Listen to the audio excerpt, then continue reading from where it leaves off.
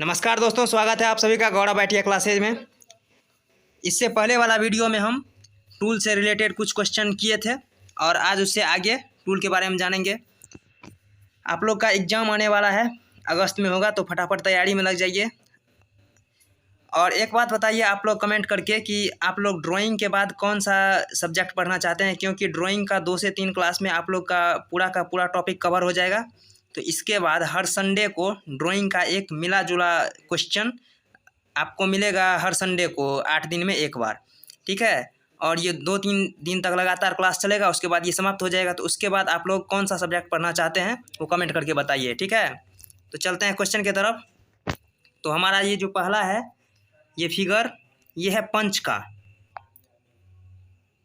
PUNCH, ये पंच है। इसमें ऊपर वाला जो भाग है इसको पॉइंट कहते हैं, जो कि ये सेंटर पंच है, तो इसका 90 डिग्री होगा, ठीक है। ये वाला पार्ट इसका हेड है,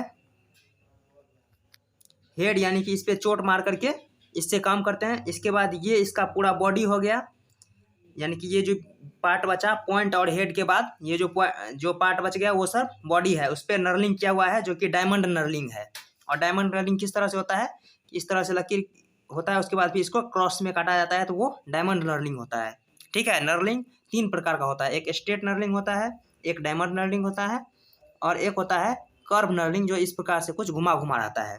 तो इस पर कौन सा नर्लिंग है, इस पर डायमंड नर्लिंग है। तो इसका पार्ट का नाम एक ठो, ये वाला पार्ट हो गया इसका पॉइंट, ये हो गया हेड, और ये पूरा का पूरा बॉडी, ये है सेंटर पंच। सेंटर पंच का पॉइंट एंगल 90 डिग्री का होता है,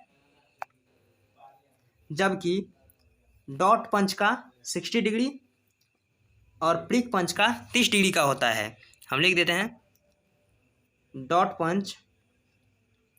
पंच का हो जाएगा 60 डिग्री और प्रिक पंच का हो जाएगा 30 डिग्री, और सेंटर पंच का CP सेंटर पंच का हो जाता है 90 डिग्री। ओके, तो पंच क्लियर हुआ। अगला वही पंच का फिगर दिया गया है, जिसमें से ये है सेंटर पंच, एक सेकेंड, ये है सेंटर पंच और ये है आपका डॉट पंच। ये है आपका ड्रिल बिट, यानी कि जिसके द्वारा हम किसी भी पदार्थ में सुराख करते हैं, यानी कि कोई भी मेटल हो उस पर सुराख करने के लिए इसका प्रयोग करते हैं। ये इसका शंख है, जो कि ड्रिल चक में लगा हुआ रहता है। उसके बाद ये फ्लूट है, ये फ्लूट के द्वारा जो भी चिप्स निकलना होगा बाहर, वो फ्लूट के द्वारा निकलेगा। इसके बाद ये लैंड है, जो कि काटता है किसी भी मेटल को। इसके बाद आगे है कटिंग पॉइंट, ये इतना दूर को बॉडी कहते हैं। और यहाँ पे नेक है, जो कि कुछ बीच वाला भाग है, उसको नेक कहते हैं। ओके, फिर यहाँ पे देख लीजिए बॉडी क्लियरेंस, और इसको अगर आगे से देखिएगा आप लोग इसको, तो वो कुछ इस प्रकार से दिखेगा, ये जो गोलाकार में बनाया गया है, जिसमें से कुछ कुछ जो पॉइंट है, यहाँ पे लैंड है ये भाग, इसके बाद यहाँ का भाग जो क्लियरेंस डायमीटर है, फिर चीजल एज है, ये छेनी आकार का जो है, जो काटता है वो चीजल एज है। उसके बाद फिर यहाँ पे चीजल एज है, ये जो छेनी जैसे है, तो इसको इस तरह से देखने पर इस तरह मिलेगा। तो आप लोग को याद रखना है 2-3 पार्ट इसका, जो ड्राइंग में पूछा जाएगा, यानी कि कटिंग एज, बॉडी और शंख, ये 3 पार्ट आपको पूछा जा सकता है एग्जाम में। ओके, नेक्स्ट उसी का फिर से फिगर आ गया है, देख लीजिए। इसमें ये है ड्रिल बिट, यानी कि ड्रिल बिट, यहाँ पे मोर्स टेपर कटा हुआ रहता है, जिसको कि हम ड्रिल चक में दे करके कसते हैं। तो ये मोर्स टेपर कटा हुआ है, इसको हम लेथ मशीन के टेलीस्टॉक में भी मोर्स टेपर कटा होता है, उसमें हम इसको फिक्स करके ड्रिलिंग कर सकते हैं लेथ मशीन पर भी, ठीक है। इसका पार्ट का नाम इससे पहले वाला हम बताइए दिए। ये है ड्रिल चक, यानी कि ये है ड्रिल चक, यहाँ पे ड्रिल बिट को हम लगाते हैं, यानी कि शंख इसके अंदर में जाता है। उसके बाद ये है चक की, यानी कि ये जो यहाँ पे जो उभरा हुआ भाग है, ये इस होल में डाल करके, उसके बाद यहाँ पे जो कुछ कटा हुआ गियर जैसे है, उसको यहाँ के फंसा करके इसको घुमाते हैं, तो इससे जो चक है वो जबड़ा फैलता है और सिकुड़ता है। तो ये चक की है और ये चक है, यानी कि ड्रिल का। अगला है चीजल, जिसे हिंदी में कहते हैं छेनी। इसका प्रयोग हम किसी चदरा को काटने के लिए या फिर किसी सरिया को काटने के लिए प्रयोग में करते हैं। यह ऊपर वाला भाग जो है ये हेड है, यानी कि इस पर हथौड़ा से पीट करके काटते हैं। यह है इसका कटिंग एज।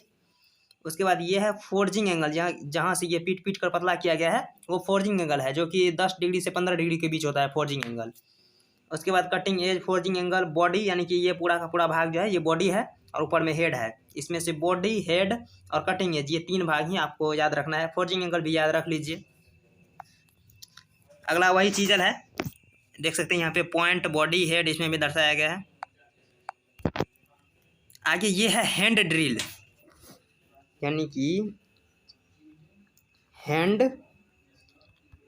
ड्रिल यानी कि हाथ से ड्रिल करने वाला। यहाँ पे हैंडल लगा हुआ है, इसको हाथ से पकड़ लेते हैं, यानी कि इसको हम घुमाते हैं और यहाँ पे एक हाथ पकड़ लेते हैं, यहाँ पे पकड़ के इसको किसी भी मेटल पे रख के और यहाँ से जो हम घुमाते हैं तो ये चक्का घूमता है और इसके घूमने से ये जो ड्रिल बीट है ये भी राउंड राउंड घूमना शुरू कर देता है। और फिर यहाँ पे जो ड्रिल बीट लगा हुआ है, यहाँ फ्लोट फ्लोट कटा हुआ है, जो भी ड्रिल में होता है ड्रिल बीट में वो सब यहाँ पे नीचे किया हुआ है, इसके द्वारा हम काटते हैं। तो इसका कुछ नाम है, जिसकी मेन हैंडल ऊपर वाला हो जाएगा। उसके बाद इसको थोड़ा मिटा लेते हैं।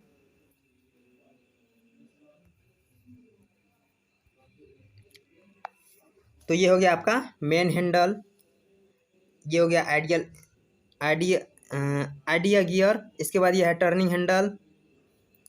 फिर यहाँ पे है पिनियन, ड्रिल बिट जो कि यह नीचे में लगा हुआ है। उसके बाद ये जॉ है जिसमें कि ड्रिल बिट को कसा जाता है। ये चक है, यानी कि चक यहाँ पे दर्शाया गया है। नीचे वाला भाग जॉ है और ऊपर वाला भाग चक है, यानी कि चक में जॉ लगा हुआ है। ठीक है। फिर ड्राइव व्हील है ये, यानी कि जो घुमाता है। उसके बाद side handle, frame, main handle, ये सब आप लोग देख लीजिए, इसको याद कर लीजिए। और पीडीएफ आप लोग को टेलीग्राम से मिलेगा, जो कि डिस्क्रिप्शन में लिंक है, वहाँ से आप लोग डाउनलोड कर सकते हैं, या फिर डायरेक्ट गौरव ITI क्लासेज नाम से टेलीग्राम है, तो वहाँ से भी आप लोग डाउनलोड कर सकते हैं इसका जो PDF है वो। ठीक है। नेक्स्ट हमारा है वाइस, यानी कि वाइस को कुछ पार्ट दिया गया है वाइस, इसका देख लीजिए। यहाँ पे है इसका स्लाइड, यानी कि इस पे ये स्लाइड जो है ये आगे पीछे मूव करता है, इसके अनुरूप ये जो हैंडल है इसके द्वारा हम घुमाते हैं और ये आगे पीछे मूव करता है। ठीक है। ये स्क्रू लगा हुआ है यहाँ पे। इसके बाद ये है स्लाइडिंग जॉ, यानी मूवेबल जॉ भी कह सकते हैं, यानी कि ये आगे पीछे मूव करता है, जबकि ये जो है ये फिक्स जॉ है, ये फिक्स रहता है, ये आगे पीछे मूव नहीं करता है। इसके बाद नीचे में इसका बेस है, यहाँ पे बेस है इसका। इसके बाद ये फिक्स्ड बॉडी है, यानी कि ये जो बॉडी है ये पूरा का पूरा फिक्स है, मूव करता है इसका ये वाला पार्ट। यहाँ एक सेकंड मिटा के हम देखते हैं। मूव करने वाला पार्ट होता है ये जो बना हुआ पार्ट है, ये इस तरह से ये मूव करता है। ठीक है। लेकिन ये जो पार्ट है ये फिक्स रहता है। तो movable jaw, fix jaw, slide, base, fixed body, screw और हैंडल। ठीक है, इसको याद कर लीजिए। नेक्स्ट है हमारा स्क्रू ड्राइवर। स्क्रू ड्राइवर यानी कि ये इसका है टिप, यानी कि जिसके द्वारा हम किसी भी स्क्रू को खोलते या कसते हैं, तो यहाँ पे टिप है जो कि चपटा हुआ होता है। उसके बाद ये हो गया आपका शैंक, ये हो गया हैंडल, यानी कि टिप, शैंक और हैंडल 3 याद कर लीजिए, बस हो गया, इससे आगे क्वेश्चन नहीं आएगा। इसमें भी ये हैंडल, शैंक और टिप को ब्लेड भी कह सकते हैं। ठीक है। अगला है ये मैलेट हैमर, यानी कि मैलेट जो कि लकड़ी का हथौड़ा जिसे कहते हैं वो है मैलेट हैमर। इसका ये फेस है, ये हेड है यानी आगे से, और ये हैंडल है। इसका भी 3 पार्ट है, याद रख लीजिए आराम से। ये लकड़ी का होता है, ये लकड़ी का बना हुआ है हथौड़ा है, जिसको हम किसी भी वस्तु पे इसलिए पीटते हैं ताकि उसको एडजस्ट कर सके, यानी कि थोड़ा आगे पीछे अगर रहता है तो उसको पीट पीट कर जगह पे लाते हैं, तो किसी भी मेटल पे कोई चिन्ह नहीं बनता है इसके द्वारा अगर हम पीटते हैं तो, और अपना काम बन जाता है। ये फेस, हेड और हैंडल 3 पार्ट है, इसको याद कर लीजिए। नेक्स्ट है हमारा रिंच, यानी जिसे स्पैनर कहते हैं, हिंदी में उसे रिंच कहते हैं। तो ये हो गया आपका हेड वाला पार्ट, यानी जहाँ से खोलते हैं, ये हो गया आपका हेड। फिर प्रोफाइल, और यहाँ ये इस साइड जो है वो नट को खोलने के लिए, यानी हेक्सागोनल या फिर स्क्वायर नट को खोलने के लिए प्रयोग करते हैं। और यहाँ पे है रिंग एड, यानी कि यह जो एंड है, यानी कि अगला जो मुंह है ये रिंग के जैसा होता है जो कि रिंग वाले नट को खोलने के लिए प्रयोग करते हैं। यहाँ भी हेड है लेकिन ये रिंग के जैसा है। इसके बाद ये शाफ्ट है, इसको पकड़ के खोलते हैं। ठीक है। ये है एडजस्टेबल रेंज। एडजस्टेबल रेंज में यहाँ पे एक स्क्रू लगा होता है, यानी कि इसको हम अगर घुमाते हैं ये जॉ फैलता और सिकुड़ता है, तो इसके द्वारा हम किसी भी कहीं अधिक जगह पे प्रयोग हम इसका कर सकते हैं, यानी कि छोटा नट को खोलने के लिए भी और बड़ा बड़ा नट को भी खोलने के लिए हम एडजस्टेबल रेंज का प्रयोग कर सकते हैं। तो ये एडजस्टेबल जॉ है, यानी कि नीचे वाला जॉ है जो है उसको यहाँ से स्प्रिंग से अगर घुमाएंगे तो ये आगे पीछे मूव करता है, ऊपर वाला जॉ फिक्स रहता है, यानी कि वो फिक्स्ड जॉ है, नीचे वाला मूवेबल या फिर एडजस्टेबल जॉ है। इसके बाद यहाँ जहाँ से ये मूव करता है वहाँ पे वर्म स्क्रू लगा होता है और ये नीचे हैंडल लगा हुआ है। पीडीएफ आप लोग जरूर अपलोड करके उससे पढ़िए, ठीक है।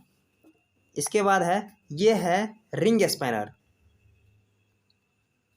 रिंग स्पैनर, तो रिंग स्पैनर में यहाँ पे रिंग हेड और फिर नीचे भी हेड लगा हुआ है, तो ये रिंग स्पैनर है। अगला है आपका बॉक्स स्पैनर। बॉक्स स्पैनर यानी कि अगर किसी भी नट को खोलने के लिए इससे अगर हम नट खोलते हैं तो नट क्षतिग्रस्त नहीं होता, यानी कि किसी भी हेक्सागोनल, ये तो 6 भुजा वाला बनाया हुआ है, हेक्सागोनल है, तो इसमें किसी भी चतुर्भुजाकार को हम नहीं खोल सकते। हेक्सागोनल है तो सिर्फ हेक्सागोनल नट को ही खोल सकते हैं। तो इससे क्या होगा कि नट का जो एज है वो खराब नहीं होता है, वो बिल्कुल सुरक्षित रहता है। आप लोग इसको अपने मोटर बाइक में देखे होंगे, यानी कि मोटरसाइकिल में दिया रहता है ये वाला नट, ठीक है। इसका कुछ पार्ट है, यानी कि ये होल है, इसका भी यूज होता है खोलने के लिए। इसको थोड़ा साफ कर लेते हैं। इसके बाद ये है टी बार हैंडल, यानी कि हैंडल है ये जो कि टी आकार में इसको बिल्कुल लंबवत लगा हुआ है। ये 27 mm बॉक्स स्पैनर, यानी कि ये 27 mm वाला नट को खोल सकता है। ये 32 mm वाला को खोल सकता है, यानी दोनों। और इसका हेड है और बीच में होल है, जो कि इसको भी प्रयोग करते हैं हम घुमाने के लिए, इसका भी प्रयोग कर सकते हैं।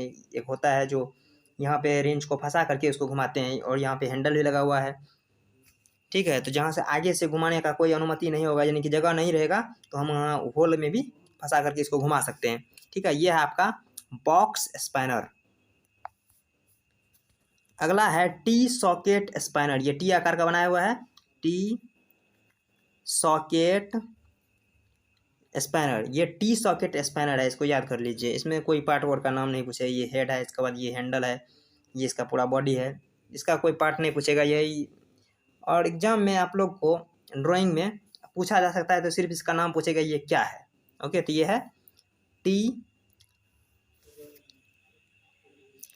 T socket spanner. ओके,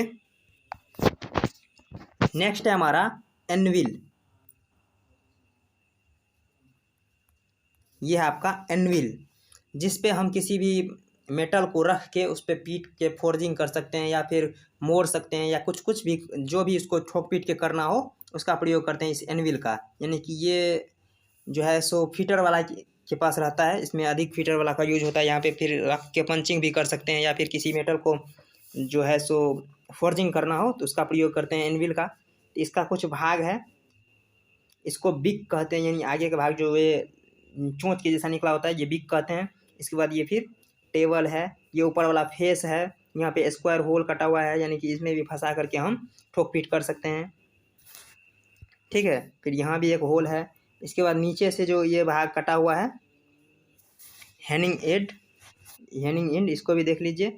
उसके बाद फिर थ्रॉट, यानी कि यहाँ पे इसका थ्रॉट है, तो इसको याद कर लीजिए। ये एनविल है, इसका प्रयोग करते हैं हम फोर्जिंग कार्ड के लिए, यानी कि ठोक पीट करने के लिए या फिर मोड़ने के लिए। तो ये एनविल है। इसका कुछ पार्ट का नाम आपको एग्जाम में पूछा जा सकता है, जो पार्ट का नाम वो हो सकता है, एक सेकेंड हम मिटा लेते हैं इसको। आपको पूछा जा सकता है ये जो बिग है इसका, फिर ये जो स्क्वायर होल है, ये स्क्वायर होल है, नीचे में क्या ऊपर में लिखा हुआ है इसका हार्डी होल, जबकि ये स्क्वायर होल है, इसका ये भी नाम, दूसरा भी नाम ये, और ऊपर वाला फेस है। ये 3 पार्ट इसका एग्जाम में पूछा जा सकता है, तो इसको याद कर लीजिए 3 पार्ट। उसके बाद नहीं भी याद कीजिएगा दूसरा पार्ट तो कोई बात नहीं। ये देख लीजिए, इसका यहाँ भी पार्ट लिखा हुआ है, इसका नाम, इसे हॉर्न भी कहते हैं, इसमें हॉर्न दिखाया गया है, लेकिन और सब बुक में आपको बिक ही मिलेगा। यानी हॉर्न भी कर सकते हैं, टेबल कर सकते हैं, फेस कर सकते हैं, हार्डल होल। इसके बाद नीचे देख लीजिए कुछ बेस फुट जो कि उसमें नहीं था, तो यहाँ से भी आप लोग याद कर लीजिए। ये सब आपको PDF में मिल जाएगा, वहाँ से 3-4 बार पढ़ के आप लोग अच्छा से याद कर सकते हैं। ओके, नेक्स्ट हमारा ये है हमारा गिमलेट।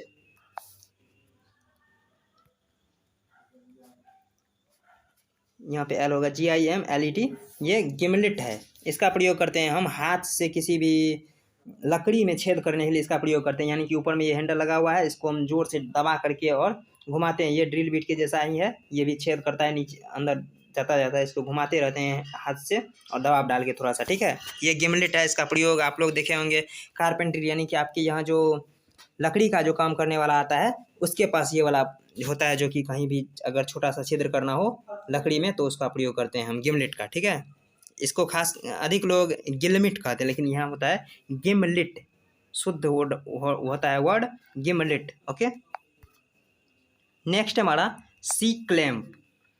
इसमें हम यहाँ पे कोई भी जॉब को क्लैंप कर सकते हैं, यानी होल्ड कर सकते हैं, दबा सकते हैं। तो ये सी क्लैंप है। इसका ये वाला पार्ट जो है ये फ्रेम है इसका, ठीक है। ये पूरा का पूरा थ्रोट है यहाँ तक, ये हैंडल है इसका। इसके बाद फिर यहाँ पे स्क्रू, ये स्क्रू है, इस पर जो है आगे पीछे ये मूव करता है। यहाँ हैंडल से अगर घुमाएंगे ये आगे पीछे मूव करेगा और यहाँ पे आकर के जॉब को दबा लेगा। इसको थोड़ा साफ कर लेते हैं, फिर आगे का पार्ट देखते हैं। ये है आपका फिक्स्ड जॉ।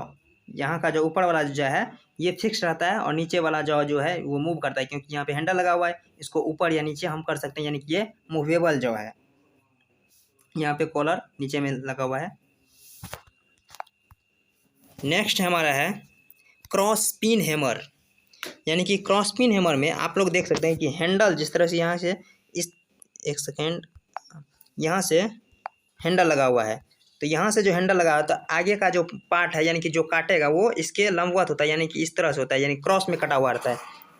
इसे आप लोग जिस तरह से कुदाल होता है तो वो क्रॉस में होता है। जो राजमिस्त्री होता है उसके पास जो होता है ईटा को तोड़ने वाला, वो भी क्रॉस पिन ही होता है। तो उससे आप लोग रिलेट करके देख सकते हैं कि किस तरह से होता है क्रॉस पिन हैमर। यानी कि ये क्रॉस में होता है, जिस तरह से आपका कुदाल है वो क्रॉस में है, लेकिन कुल्हाड़ी जो है वो स्ट्रेट में है। कुदाल क्रॉस में है, लकड़ी जो लकड़ी वाला के पास होता है जैसे बसूला, वो भी क्रॉस में होता है। उसके बाद जो राजमिस्त्री के पास होता है जो ईटा फोड़ता है वो भी क्रॉस में होता है। उससे रिलेटेड करके आप लोग देख लीजिए क्रॉस पिन हैमर किस तरह से होता है, और फिगर में तो इस तरह दर्शाया गया ही है। अगला है स्ट्रेट पिन हैमर। यानी कि स्ट्रेट पिन हैमर जो कि कुल्हाड़ी जो होता है वो स्ट्रेट में होता है, यानी कि बिल्कुल जिस तरह से यहाँ पे हैंडल लगा हुआ है, ये हैंडल लगा हुआ है, तो आगे जो इसका मुख जो है यानी कि अगर पीटेंगे तो ये बिल्कुल सीधा रहता है। इसी तरह से यहाँ पे देख सकते हैं ये हैंडल के बिल्कुल सीध में है, ठीक है। ये कुल्हाड़ी की तरह होता है, इससे आप लोग रिलेट कर पाएंगे। ये स्ट्रेट पिन हो गया, स्ट्रेट पिन कुल्हाड़ी की तरह और क्रॉस पिन कुदाल की तरह, ठीक है। दोनों में अंतर है, थोड़ा थोड़ा देख लीजिए। इसके बाद ये है ग्राइंडर मशीन, जिस पे हम टूल को ग्राइंड करते हैं, यानी कि टूल को पतला करते हैं, नोक बनाते हैं, जिससे कि हम उस टूल से अदर अदर ऑपरेशन कर पाएँ। तो इसका कुछ पार्ट है, उसका नाम देख लीजिए। ये टूल रेस्ट है, यानी कि इस पे टूल को रख के और करते हैं। ये आपका व्हील है, ग्राइंडर व्हील, जिसके द्वारा ये रगड़ा जाता है। यानी कि ये ग्राइंडर व्हील जो है यहाँ पे स्विच के द्वारा उसे ऑन ऑफ करते हैं, ये स्पीड में घूमना शुरू हो जाता है। और घूमते घूमते यहाँ पे जो रहता है लगा हुआ कोई भी टूल हम रखते हैं तो उसको ग्राइंड कर देता है, ठीक है। ये व्हील गार्ड है, नीचे ये जो ऊपर से यहाँ तक नीचे तक जो कवर हुआ है ये इसका व्हील गार्ड है, ताकि आपका उंगली ना घिस जाए, इसलिए ये व्हील गार्ड लगाया जाता है। और ये है इसका व्हील, ये है टूल रेस्ट, ये है ऑन ऑफ करने वाला स्विच, ठीक है। यह है कोर्स व्हील। कोर्स व्हील मतलब थोड़ा दानेदार है। यह है फाइन व्हील, यानी कि पतला है। यानी कि कोर्स व्हील अधिक मेटल रिमूव करने के लिए प्रयोग करते हैं, और अगर हमारा टूल लगभग बनने को होता है तो उसके बाद हम आ जाते हैं फाइन व्हील पे, जिससे कि अच्छा शार्प बन सके नोक टूल का, ठीक है। ये है hacksaw frame. Hacksaw frame with blade, यानी कि इसमें हैक्सॉ फ्रेम के साथ साथ ब्लेड भी लगा हुआ है, तो ये हैक्सॉ फ्रेम विथ ब्लेड है। ये आपका, एक सेकेंड मिटा लेते हैं ये जो लिखे हैं। तो इसमें देख सकते हैं ये ऊपर जो है ये फ्रेम है, ये क्या है, ये आपका फ्रेम है। ये नीचे ब्लेड है, यहाँ पे विंग नट है, ये जो नट है इसके द्वारा हम कस के ब्लेड को लगाते हैं या फिर इसको ढीला करके हटाते हैं। इसके बाद यहाँ पे जो पिन लगाने के लिए होता है वो फिक्स्ड ब्लेड होल्डर, यानी कि ब्लेड को होल्ड करने के लिए, यानी पकड़ने के लिए यहाँ पे एक छोटा सा छिद्र होता है जिसमें कि पिन डाल करके हम ब्लेड लगाते हैं। ठीक है,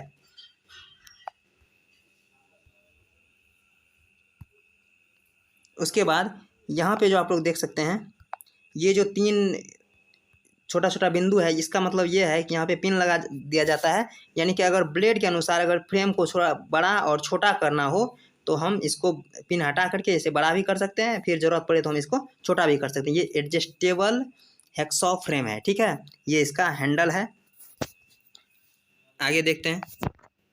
आज के लिए बस इतना ही, और लगभग आपका सभी टूल के बारे में हमने बता दिया है। ये वीडियो कैसा लगा आप कमेंट करके बताएं। साथ ही साथ अगर चैनल पे नए हैं तो सब्सक्राइब कर लीजिए, और वीडियो पसंद आए तो लाइक कर दें। और आप लोग ज़रूर कमेंट करके बताइए कि इसके बाद आप लोग कौन सा सब्जेक्ट पढ़ना चाहते हैं। ओके, धन्यवाद, जय हिंद।